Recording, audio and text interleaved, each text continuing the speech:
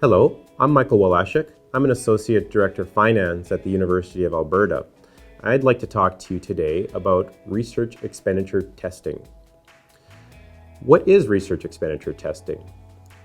This is a process by which we sample expenses that are charged to externally restricted research projects to test for eligibility and compliance with sponsored guidelines and policies. So why is research expenditure testing important?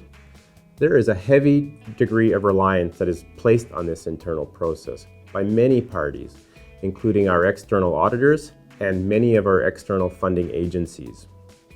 The results of this review are often shared with external auditors as they use this information in assessing the internal control environment. So how does RSO do our research expenditure testing? The first thing we do is we sample expenditures throughout the year that have been charged to research projects. Once we've sampled the items, we begin requesting supporting documentation for selected expenses to ensure they are adequate and sufficient for our institutional reviewers to conclude that the expense is both eligible and compliant. So what is meant by an ineligible expense? An ineligible expense would be those expenditures that are expressly prohibited by the funder or are not directly related to research activities.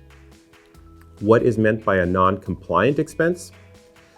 A non-compliant expenditure generally refers to documentation for that expense that fails to meet any number of strict guidelines set out by sponsors or our own internal policies.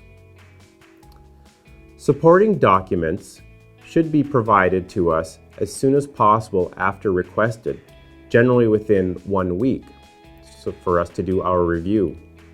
And after we review the documentation, any concerns about either eligibility or compliance will be brought to the attention of the administrator, if applicable, and principal investigator, so that any issues identified can be rectified in a timely manner.